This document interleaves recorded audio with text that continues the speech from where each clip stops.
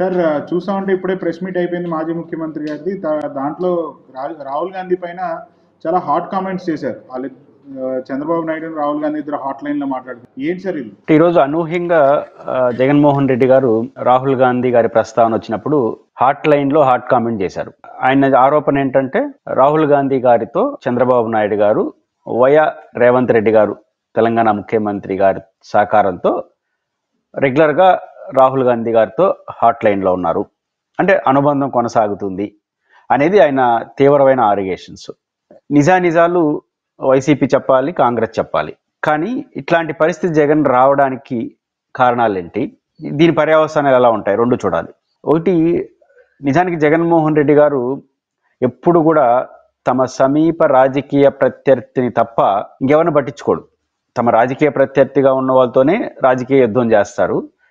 మిగిలిన పార్టీలు దేశవ్యాప్తంగా ఏ పరిణామాలు జరిగినా పెద్ద పట్టించుకోడు, సంబంధాలు పెట్టించుకోరు. అది ఆయనకు మొదటి నుంచి అలవాటు. నిజానికి ఈరోజు కాంగ్రెస్ జగన్మోహన్ రెడ్డి గారికి రాజకీయ సమీప ప్రత్యర్థి కూడా కాదు. ఆంధ్రప్రదేశ్లో ఆ పార్టీ ప్రస్తావనే నామమాత్రంగా ఉందనేది అందరికీ తెలుసు.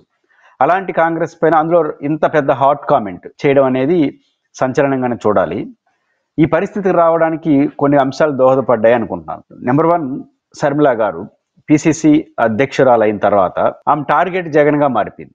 ఆంధ్రప్రదేశ్లో కాంగ్రెస్ పార్టీని పునర్వైభవం తేవడం కోసం మేము జగన్ అయినా చంద్రబాబు నాయుడు అయినా ఎవరినైనా రాజకీయ శత్రువులుగా భావిస్తాం, వ్యతిరేకిస్తాం, కాంగ్రెస్ పార్టీని లైన్లో తీసుకొస్తాం అనే లైన్ తీసుకుంటే తప్పేం లేదు. ఆ సందర్భంలో జగన్మోహన్ రెడ్డిని కూడా విమర్శించవచ్చు, ఎందుకంటే కాంగ్రెస్ వేరు, అది గారు కాబట్టి. కానీ ఒక పర్సనల్ టార్గెట్గా మారిపోయింది. దాదాపు వారు లోక్సభ ఎన్నికలు, మన జరిగిన ఎన్నికల్లో ఎక్కడ పోయినా జగన్ని ఎట్లా ఓడించాలని చూశారు తప్ప తమ ఎదగదాలు కూడా పక్కన పెట్టేసినారు. అది కడపలో లాంటి చోట్ల మనం చూసాం. పర్సనల్ అజెండా వివేకానంద రెడ్డి గారిది కావచ్చు, లాంటి అంశాలు ముందుకు తీసుకొచ్చేశారు. సరే, కొంచెం దాంట్లో 10% అన్న ప్రజలు హర్షించారు, ఎందుకంటే అధికారంలో జగన్ ఉన్నారు కాబట్టి. జగన్ గారు అధికారాన్ని కోల్పోయిన తర్వాత కూడా జగన్మోహన్ రెడ్డి గారి పర్సనల్ అజెండాలో ప్రధానంగా ఆస్తుల తగాదని జగన్ గారిని, భారతి గారిని ఈదుల్లోకి లాగే ప్రయత్నం చేశారు. మొన్న NCLT national tribunal, company law tribunal స్పష్టంగా తీర్పిచ్చింది, జగన్ గారికి అనుకూలంగానే వచ్చింది. అది దాదాపు 2-3 నెలల పాటు ఒక ఇరిటేట్ చేశారు. నిజానికి ఒక పిసిసి చీఫ్ స్థాయిలో ఉన్న వ్యక్తి కొంతకాలం పాటు అజెండాలన్నీ పక్కన పెట్టి కేవలం ఆస్తుల తగాద ముందుంచారు. ఆస్తుల్లో ఆ వాటాన్ని ఉంటే, లేదా జగన్ గారు ఏదైనా తప్పు చేస్తుంటే, తనకు అన్యాయం చేస్తుంటే ఫైట్ చేయొచ్చు, లీగల్గా ఫైట్ చేయొచ్చు, కుటుంబంలో ఫైట్ చేయొచ్చు. కానీ ఒక పిసిసి చీఫ్గా ఉండి నేరుగా రంగంలో దిగేసి దాన్నే ఒక అజెండాగా మార్చేయడం ఖచ్చితంగా జగన్మోహన్, అది ఓడిపోయిన తర్వాత. రెండో తర్వాత ఈ మొత్తం ప్రాసెస్లో పిసిసి చీఫ్గా ఉన్న వారు ఓడిపోయిన తర్వాత కూడా జగన్ టార్గెట్ మానలేదు. జగన్ గారిని, చంద్రబాబు ఇద్దరిని సమాన టార్గెట్, మేము కాంగ్రెస్ ఎదగాలనుకుంటే దట్ ఈస్ డిఫరెంట్ ఇష్యూ. అట్లా కాకుండా కేవలం చంద్రబాబు గారిని ఒక మాట అంటే ఈయన 2 మాట్లాడడం, ఆ సందర్భంగా కూడా జగన్ గారిని వదలకుండా తిట్టడం, ఇవన్నీ ఖచ్చితంగా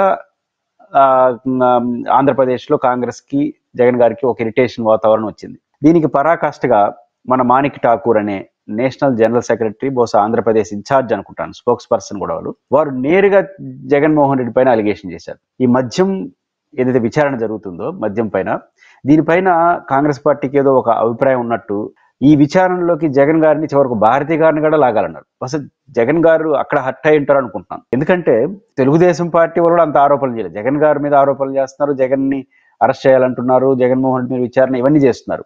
వారు శ్రీమతిని లాగేలా ప్రయత్నం చేయలేదు. కానీ జగన్ గారిని, శ్రీమతిని కూడా లాగి భారతి గారిని కూడా విచారించాలి అనే స్థాయికి ఆయన వెళ్ళిపోయినాడు.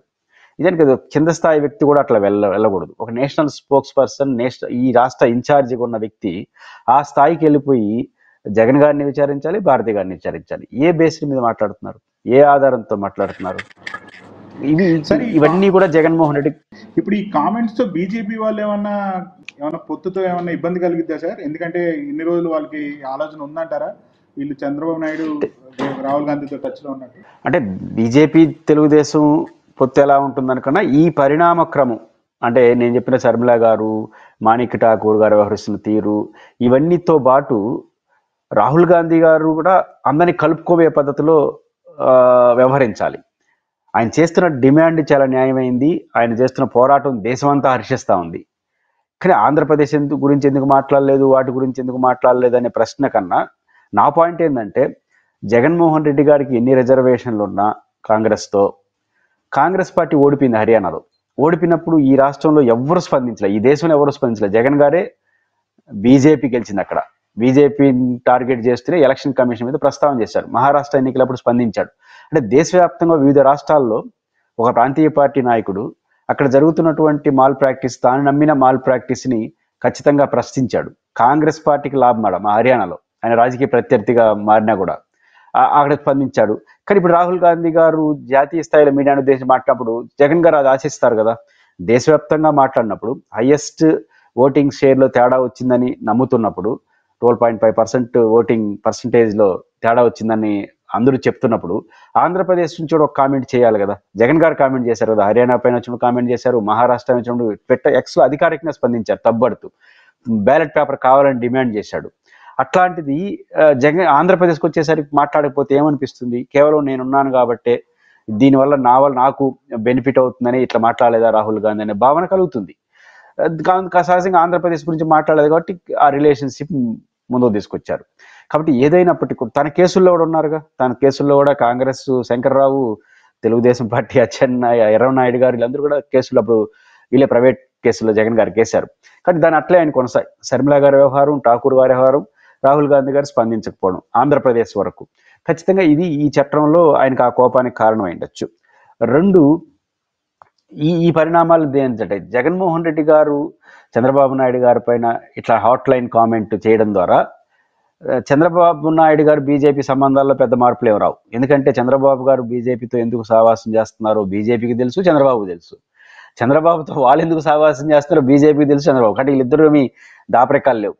ఈ రోజు అవసరం నీ అవసరం మాకుంది, మా అవసరం మీకుంది అనే పొలిటికల్ అవసరంతోనే ఉన్నారు. వాళ్ళకి ఏమి భావ వ్యాప్తి లేదు. ఎందుకంటే బీజేపీతో విడిపోయారు, కలిశారు, విడిపోయారు, కలిశారు. ఇన్ని జరిగినాయంటే ఆ రోజు అవసరం ఇస్తే కలిశారు. సో ఊరికి ఏం భ్రమలు లేవు.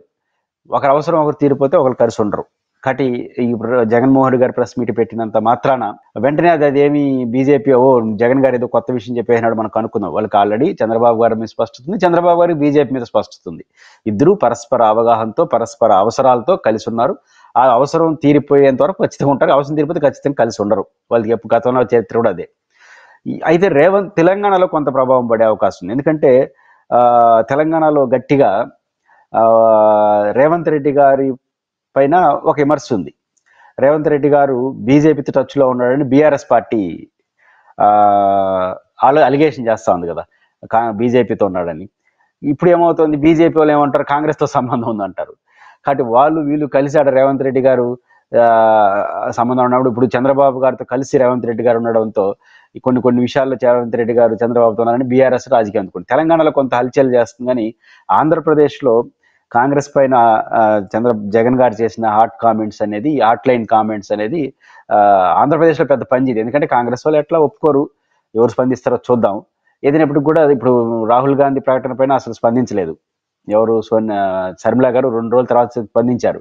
బస్ ఇప్పుడు అన్న గట్టిగా మాట్లాడాడు కాబట్టి గట్టిగా స్పందిస్తారని చూడాలి. ఏదైనప్పటికీ కూడా ఎన్నికల ప్రాసెస్ వస్తున్న దశలో చూస్తున్నప్పుడు రాహుల్ గాంధీ గారితో ఆయన బ్రాడ్గా ఆంధ్రప్రదేశ్లో కూడా రాజకీయ వైఖరి మార్చుకోకుండా రేవంత్ రెడ్డి గారు వైఖరి ఇట్లాంటి జరుగుతున్న వ్యవహారాల్లో తన వైఖరి మార్చుకోనంత కాలం బహుశా రాహుల్ గాంధీ గారి ప్రయత్నంలో ప్రత్యక్షంగా పాల్గొన్నాడు. బట్ ఆయన చేసిన ఇండిపెండెంట్ పోరాటం ఆయన చేస్తూనే ఉంటాడనేది అర్థం.